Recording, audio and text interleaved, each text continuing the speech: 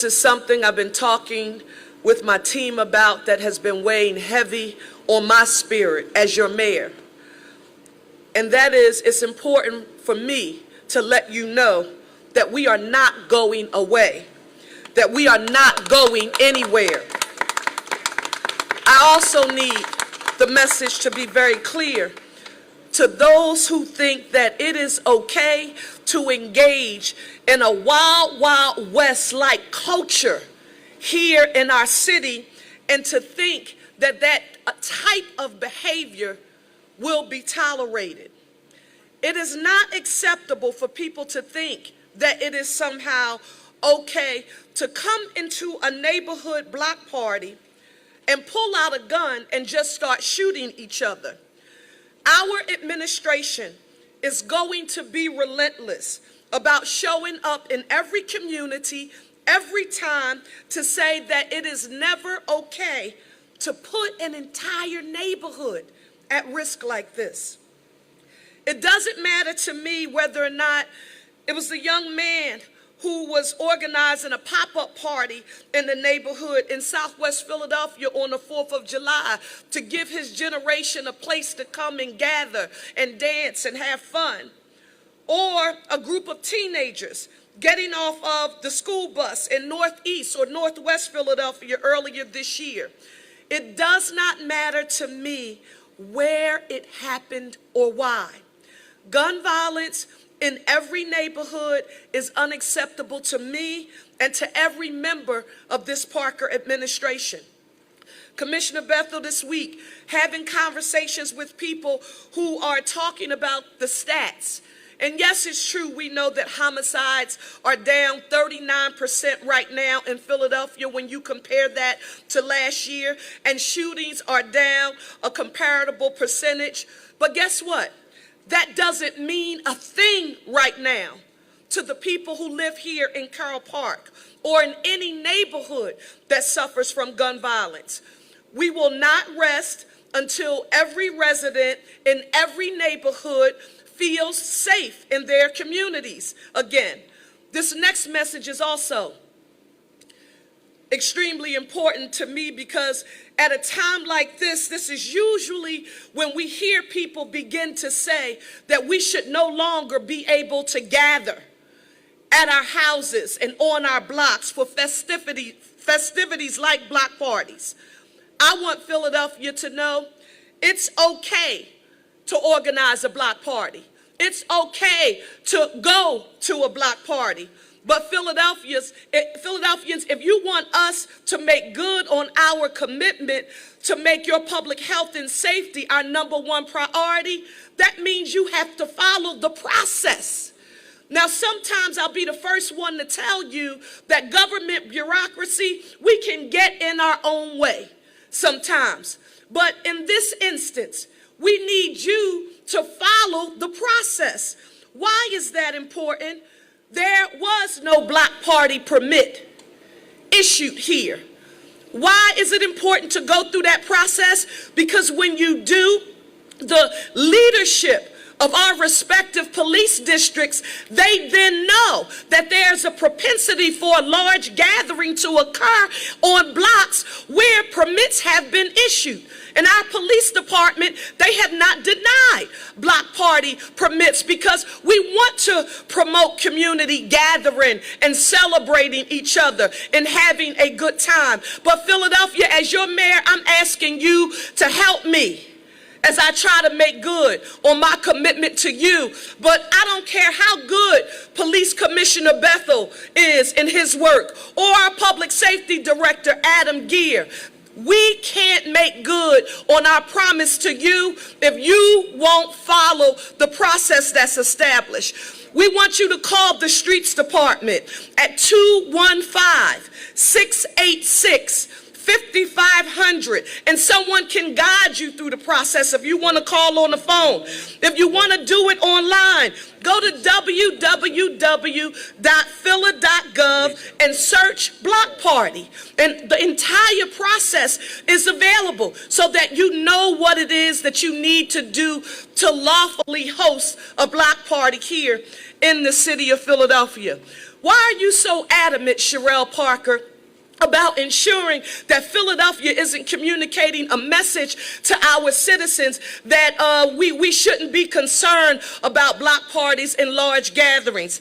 If we do that, we have allowed this small percentage of people to hold us hostage in our city, and that is not something that I, as your mayor, am willing to concede. Our police commissioner, Kevin Bethel, he is going to give us details that many of you have been asking about where we are right now.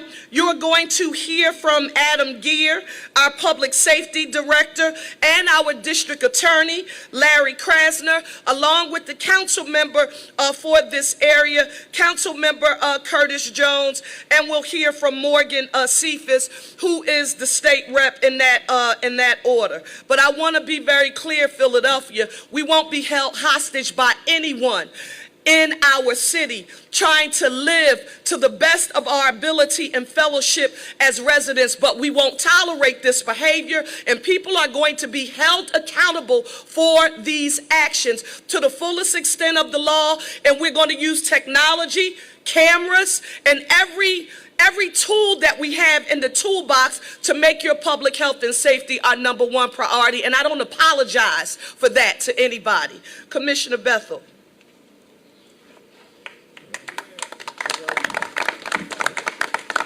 So I'll give you a brief overview of where we are now. Again, I thank the mayor for her leadership. So as you are aware, yesterday around 2:02 a.m., we started to receive multiple calls of a shooting on the highway here behind us. 19th District personnel responded, and at that point, we had multiple individuals transported to the hospital. A total of 9 individuals were shot on this location. Unfortunately, 3 of those individuals were pronounced, and my condolences to the family, in particular a parent who lost 2 sons yesterday. And most of the officers were transported to Penn Presby as well as Lankenau. We currently have 6 individuals who survived their injuries. 2 of them remain in the hospital. The other 4 have been released. What we do know is that during that period, there was a large group of individuals on the block. During that process, based on our investigation and video evidence as well, there appears to be an argument that turns into a physical altercation. As a result of that, guns are pulled and gunfire starts. This was an incident where we had multiple rounds fired by multiple individuals. We recovered at least 3 types of weapons, a .357, a 9mm, as well as a .3 caliber weapon. We recovered almost 36 CCCs out here, FCCs, as a result of this, as well as 5 projectiles. And so what we have determined at this point, there was a fight that turned into gunfire, resulting in the injuries that we saw here today. Our homicide investigations team was on location. They've been doing a phenomenal job working nonstop since yesterday to do exactly what the mayor outlined, to bring these individuals into custody. I have, as the mayor indicated, I'm born and raised in Southwest Philadelphia and been in this area much of my life. We have always had the opportunity to have block parties on our neighborhoods, and I do not, as the mayor indicated, want to allow anyone to make what has always been a staple in our communities where we can't do it anymore. You know, the reality is this: the majority of the incidents that we have today that result in homicide start with an argument. That is the majority. And I know some of my old school guys here today, we used to fight it, now we pull out weapons. And so we are going to have to turn back the times of when we can have a good time on our blocks. But we are not going to allow a small number of individuals, stop it for those who really, really want to enjoy it. So again, I thank the mayor for her leadership, and we're going to continue to do the work to bring these individuals into custody. Thank you, Commissioner.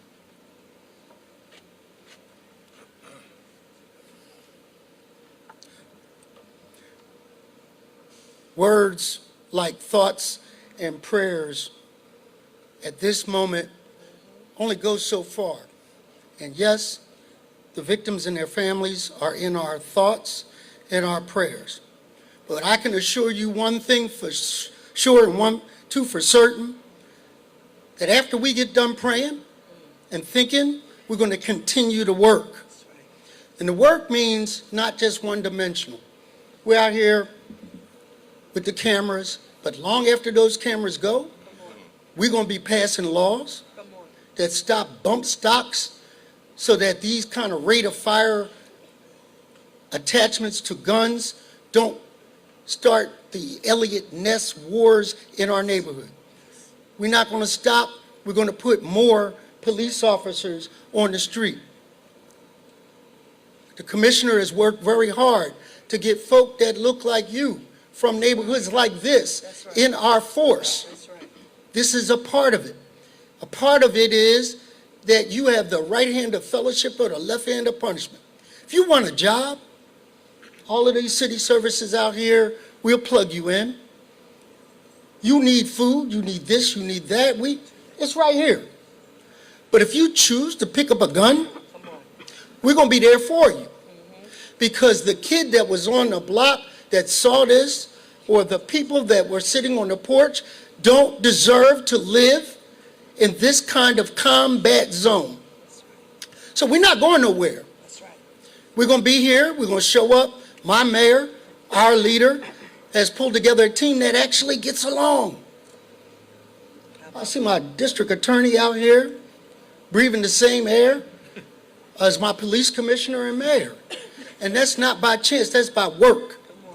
That we no longer are going to sit in silos while people take advantage of our being apart. We're in rooms working together. We're buying drones. We're getting cameras. We're finding jobs. We're going to give you what you need, but watch what you ask for because it'll be there for you too. Thank you. So I grew up in this neighborhood, grew up on block parties and being able to sit on porches like this safely. Yeah. And the kids that grow up in this neighborhood deserve that type of life experience. And we're going to bring it back. It won't happen all at once. Yeah, there's a 39% reduction in murders, but it's not good enough. We're moving in the right direction, but not fast enough. But let me end with this, that this community has a responsibility too. That when these officers knock on doors and ask to take a look at your camera, and you know what's going on but won't say, that enables, emboldens those people that would violate our neighborhoods to say, it's okay, I'm not going to get caught anyway. That cannot be the message. We have information out here on how you can safely tell us what's going on. Brahim, are you out here? All right, do you have those flyers? So we got 50 different ways you can tell. You don't have to go and point at the house. You can call, you can text, you can email. You can find a way to let us know what we need to know to save our communities. So we want to change the paradigm when we start working together. My team is going to put these on every door in this neighborhood. And we're going to make sure that you have a safe way to let us know how we can help you. Thank you.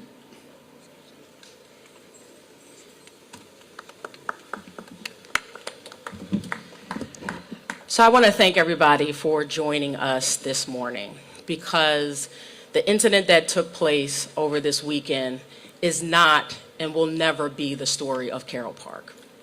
Carroll Park is a community that has come together time after time to host things like block parties, like the councilman said, to sit out on porches and to gather. And there should be no place for this level of violence in any community across the city of Philadelphia.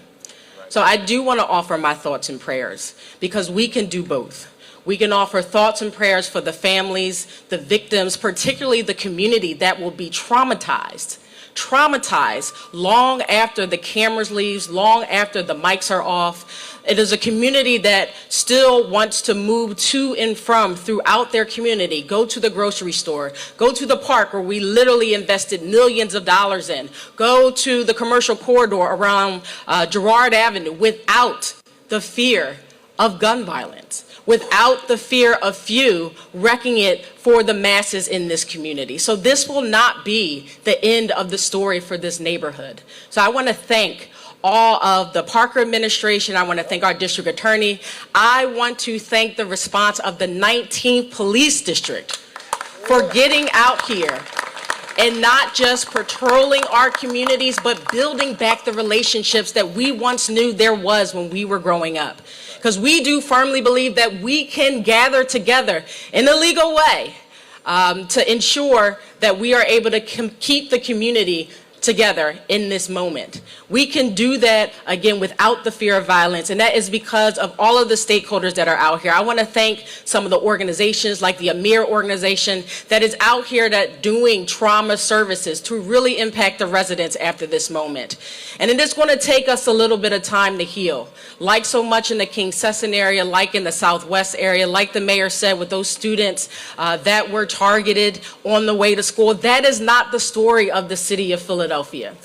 Yes, this is our moment. This is a minute where we are dealing with this tragedy, but we have a movement happening here in the city of Philadelphia where we are moving together along each other. We see, again, that 35% decrease in homicides, but we understand that every single bullet, every single shot, every single victim is a real reality for so many communities and so many neighborhoods. But again, it is not the end of the story here for Carroll Park. So we will be out here day after day to ensure that community residents feel safe, that they feel heard, and that they get the resources that they need in order to heal and to improve the community around them. So I thank you all for coming together. Again, I thank the Parker administration for, joining forces with every agency in the city of Philadelphia to ensure we move the city in the right direction.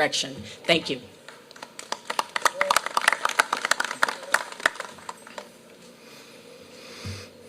On the ground, you see your elected officials out here, you see your police commissioner, you see the president of the Fraternal Order of Police, they're all out here, they're on the ground. Well, that is important. That is what matters.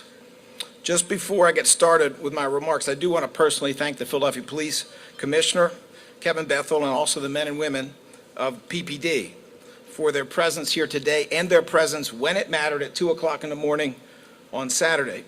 How they responded to this horrific mass shooting, something that never should occur in a civilized society, on the 1200 block of North Alden. I also want to thank the 19th Police District and its leadership under Captain Lawrence Newble, who's doing an absolutely fabulous job up here. Thank you for your quick action. Thank you for your dedication and professionalism. Thank you for your compassion. And thank you for all of the services that you and the people you supervise provide in Carroll Park. Obviously, I want to thank the mayor for her leadership, and I want to thank Police Commissioner Kevin Bethel for his, also our good friends and allies, Representative Cephas, Councilmember Jones, I see Councilmember Gautier is here, all of whom fight like crazy in very, very difficult circumstances to do the right thing despite the challenges that some of our elected statewide present. I deeply appreciate their efforts on behalf of this community and on behalf of public safety. I am going to ask my team, my CARES team, to come up, just stand here for a minute. We will get you out of the way of all these good-looking, important people in a minute.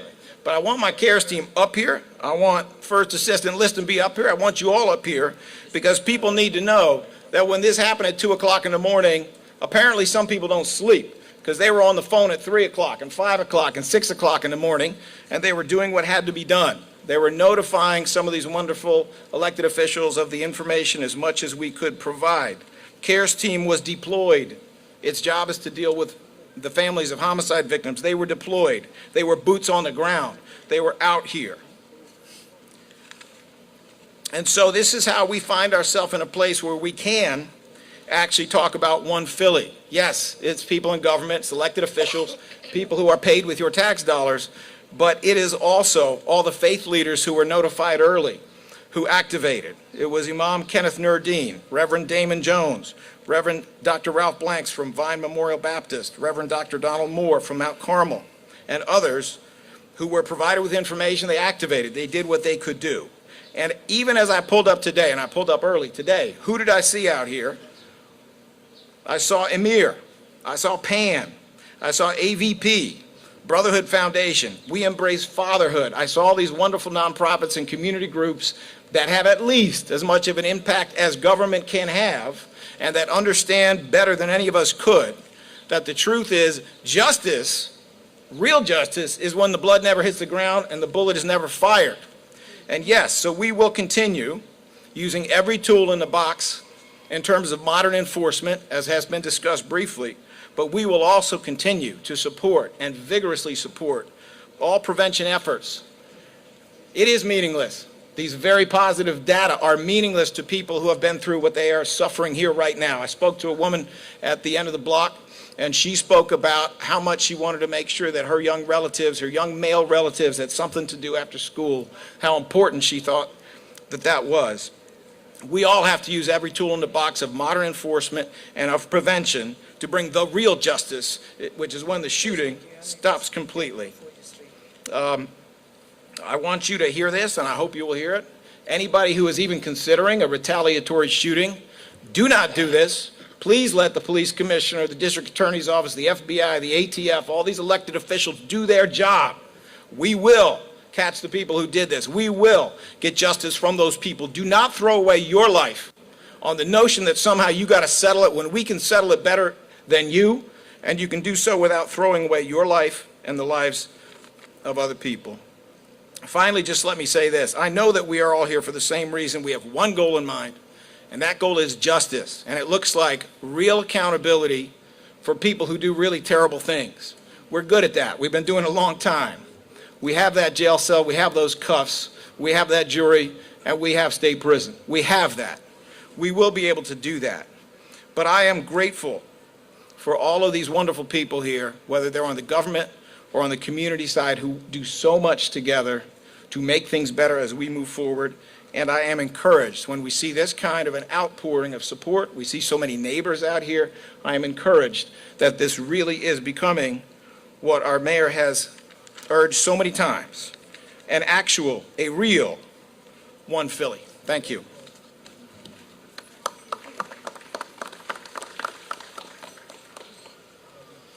Philadelphia, let me, because from time to time it's important to affirm this, and I want to thank you, Councilmember Jones, for affirming the fact that before I put my hands on the Bible and was sworn in as your mayor on January the 2nd, what you see present here today wasn't the standard operating procedure for how we address public health and safety in the city of Philadelphia.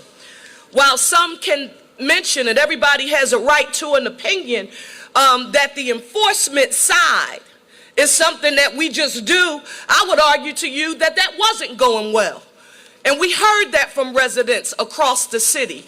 And when you hear me talk about, as your mayor, this prevention, intervention, and enforcement model, part of the way that we've made good on that commitment is because, one, the council passed legislation, listen, not for somebody to think that they're going to get a check in a box and gain some points for directing someone to some kind of support or service, but council was intentional about making it someone's job to coordinate every city service outside of the enforcement that Police Commissioner Bethel works with our police department to ensure happens on a daily basis. So let me make this 1,001% clear. The only way that we are able to be successful is that, one, we should remember to stay in our lanes. Everybody has a role. Everybody has work that they need to do. A role for the community, a role for parents, a role for the police department, a role for your government to make sure we're giving access access to economic opportunity to all people, despite their race, class, or socioeconomic status, that we're putting them on a path to self-sufficiency and home ownership. But in order for it to be successful, it has to be somebody's job. I want you now to meet the gentleman who is formally and officially responsible for coordinating the Parker administration's response from the EMIR and the anti-violence funding that goes to support community-based organizations on the ground, to helping to organize and work with block captains and block contact people across the city. This is the gentleman who is here on behalf of the city of Philadelphia to talk to you about how we coordinate all of those non-police supports and services to the community at large. Give a round of applause to Adam Gear. Thank you, Madam Mayor. Thank you, thank you. I'm going to stay in my lane. I'm going to stay in my lane. And, you know, another thing that is not normal, I'll say, having been in city government for a long time, is the tremendous individuals who you see surrounding us, right? The unity that you see here, this did not happen by accident. This happened by the leadership of the mayor in her administration, the example that she sets. Everyone behind me, it's been just an absolute pleasure to work with so many different people from the community groups, the sheriff, our tremendous city council. We are all aligned here for the city of Philadelphia. That's what this city deserves. The city doesn't deserve anything less than the best of the best, the brightest of the brightest, each in our own lanes, doing everything we can day in, day out for the citizens of Philadelphia. And this beautiful community, I've not spent much time up here. This is a beautiful, beautiful community, and I'm sorry I have to be here on these circumstances today.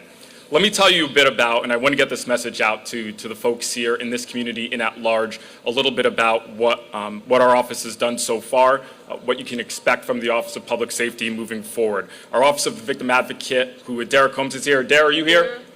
Adair, this is our Victim Advocate right here. Her team was on the ground yesterday. They were surveying the area for our new pilot crime scene cleanup program and offering services. They're doing a tremendous job. We then put out our rapid response unit. This is a protocol in the Office of Public Safety that does organize some of our, what we talk about, that prevention and intervention, right? Those teams that come out and do the work. They were then put into purpose yesterday, and this is that EMIR team. They'll be out there handing out leadership. I believe they're out right now canvassing the neighborhoods. The counselors, right?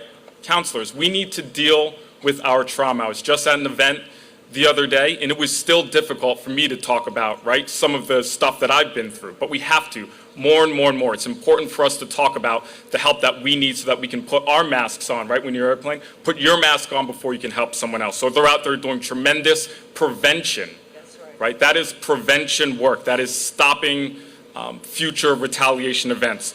We have our fantastic PPD victim assistance officers who are out here. We have CCIP, our community crisis intervention people led by the fantastic George Mosey and Pan and their team. We have the Victim Advocate EMIR Health Center, as I mentioned, and 211. Who here knows what 211 is? Okay, 211, we want people to be using this. Please publish this. 211 is the city's hotline for prevention.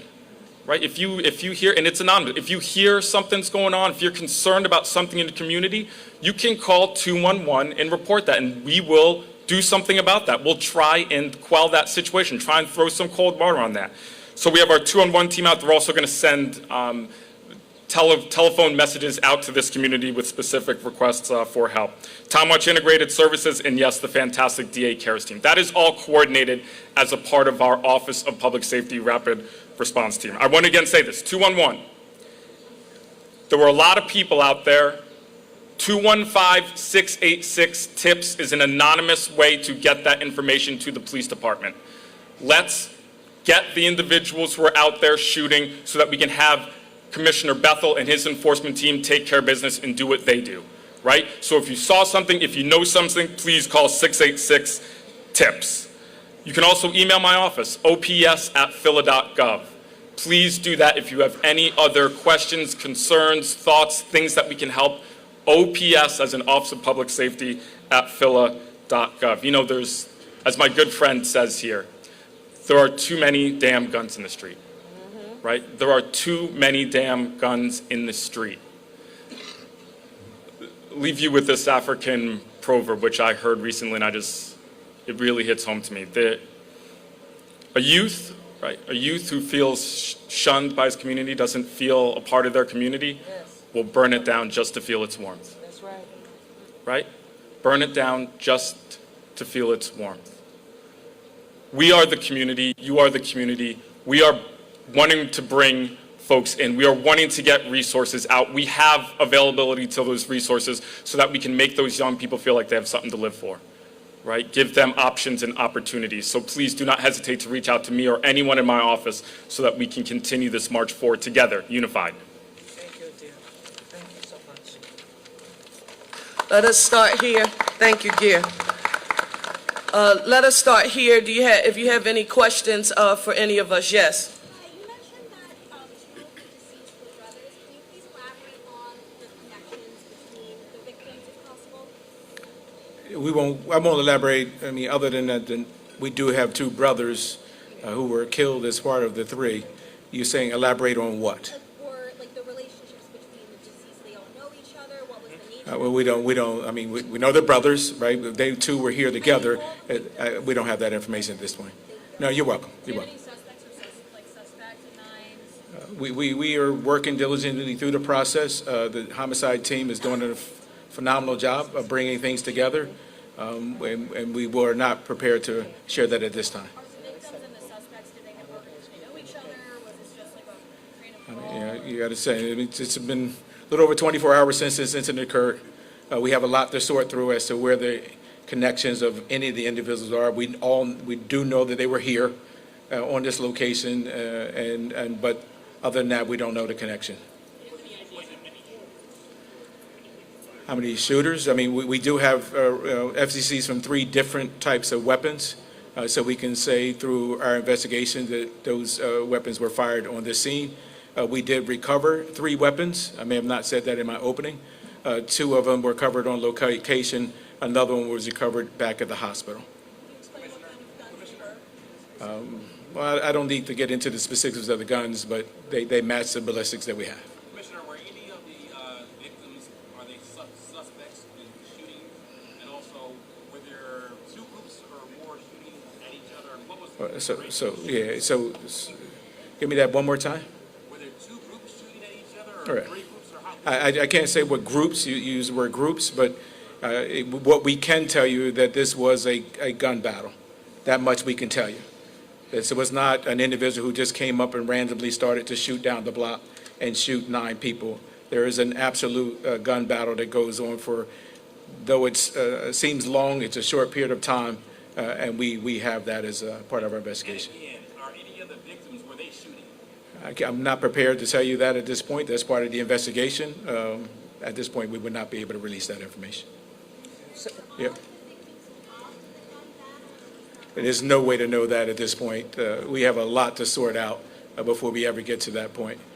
Exclusive. As a part of the community, and actually, I will say this, I live around the corner, and those kids are kids that I know, okay? So this is a different perspective completely. A part of the community, and I've said this at several press conferences, my daughter, who's 18, has never left her room. They can't play outside.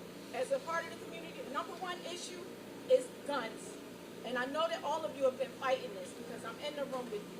We haven't heard much about it because we're going through transition. Where are we at with guns and gun violence, period?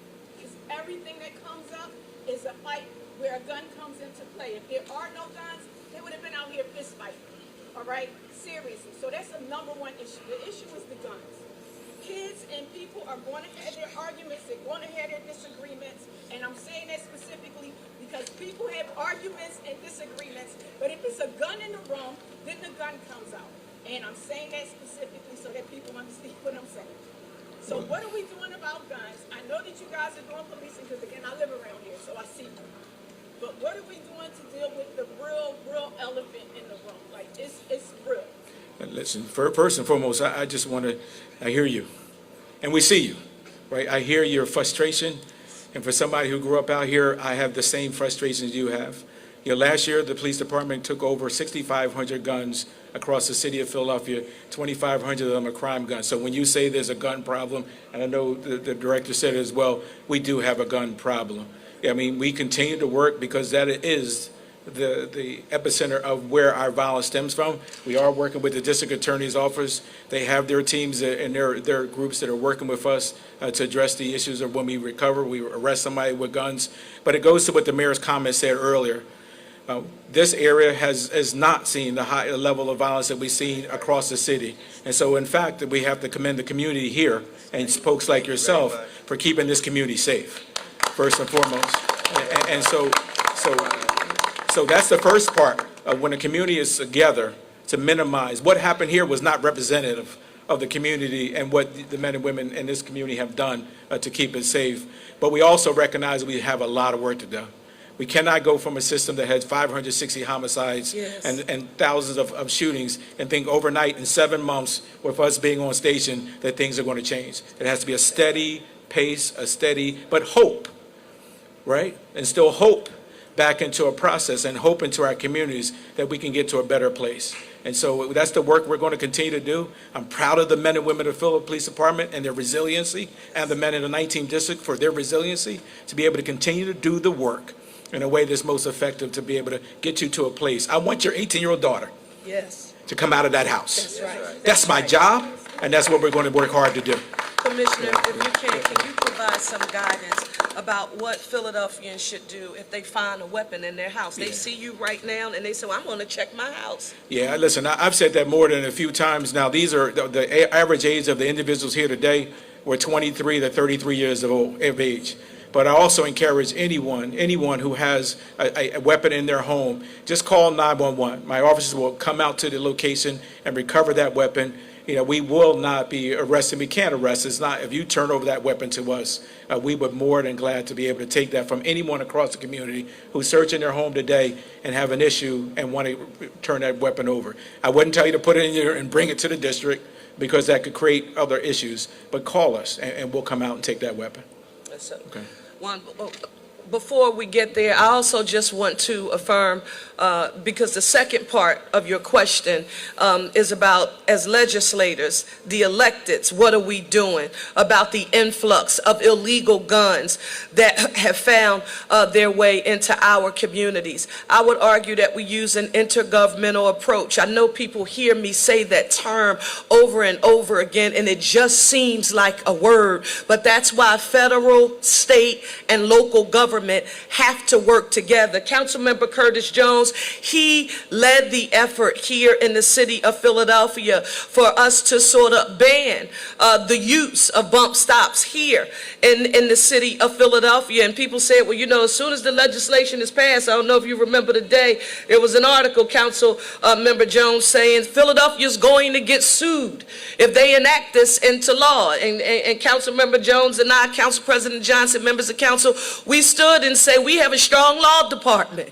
We're willing to fight in court. So it's a multi-pronged approach. It's a legislative battle at the federal, state, and local level, but it's also a governmental approach where we ensure that it's not okay to illegally carry a weapon here in the city of Philadelphia. And so we've got to attack it in multiple ways. This will be the final question.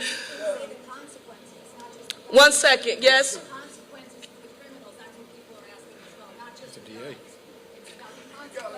District Attorney. How did they miss 200 people right now on Alden Street, Thompson Street? It's a fair for these people to come up and down and check this neighborhood. How did you miss that? District Attorney. Excuse me, sir. Let me answer. Can you repeat your question, please? I'm just saying this is what we hear from people on the street and neighbors. I live down the street. About what? Say, I want you. I'll answer his question too. Okay. We hear from people as reporters, and we interview people in the streets, that maybe it's not just the guns, they say it's about the consequences. So the consequences are very important. If you look at the last time this was studied by the legislature, they found that the sentences for 6105, which is felon in possession of a weapon in Philadelphia, were the longest in the state, okay? So let's not get it twisted. Let's work with the facts, let's work with the truth. Let's go there. PPD is up against a tremendous challenge, a terrible challenge. And they do the very best that they can, and we do the very best that we can under these circumstances. But make no mistake, the biggest threat to public safety right now in terms of guns is a United States Supreme Court that has turned on both faucets and said we need a gun in every diaper. We need people of every age to have guns. We need to be able to print them on 3D printers. Yes, it's nuts. It's totally unacceptable, and there is something that voters can do about it almost right away. I'm not telling you who to vote for. I am telling you that we can no longer tolerate having members of the Supreme Court who want to flood the zone with guns all day, all the time, and we have an election coming up. So I encourage everyone who cares about your public safety not only to support PPD, not only support the DA's office, the mayor, and all the efforts we're making with our federal partners, but I urge you to get out there and vote. Vote for your safety, vote for your children's safety, vote for the next president who is going to make sure that guns are not coming out of your faucets. This is the final response, and it's to the gentleman who spoke in the back. He was to the left. I want you to know that we hear you when you talked about the large number of people who gathered. That's important for us to know.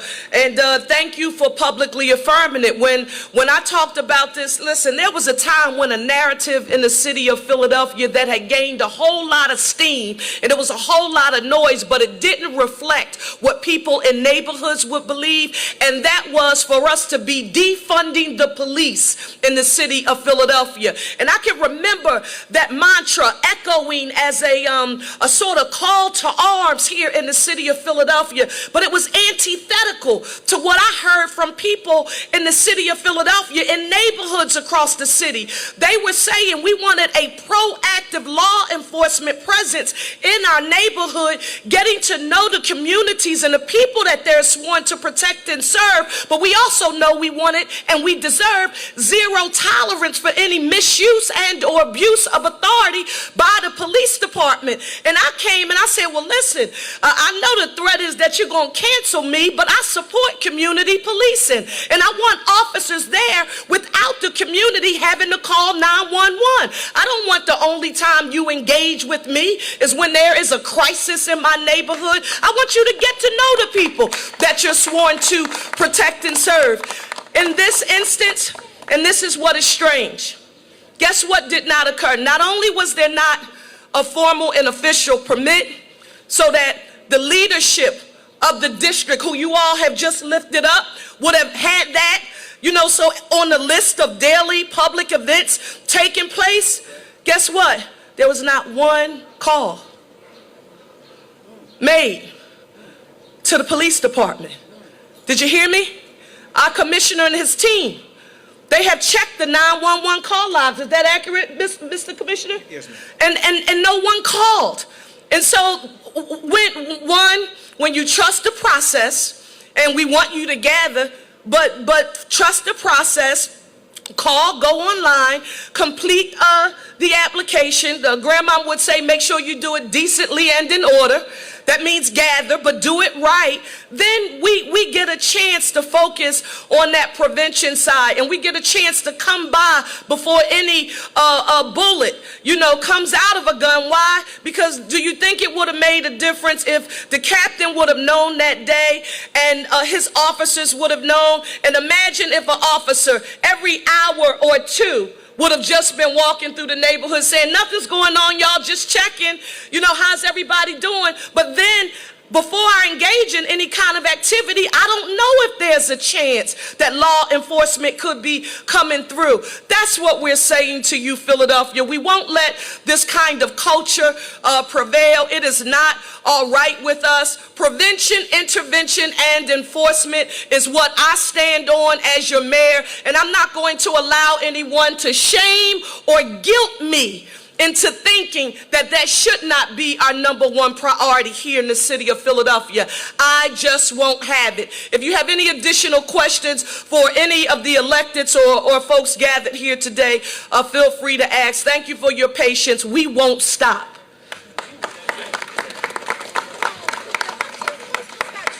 Mayor Parker and Commissioner Bethel, why did you wait 36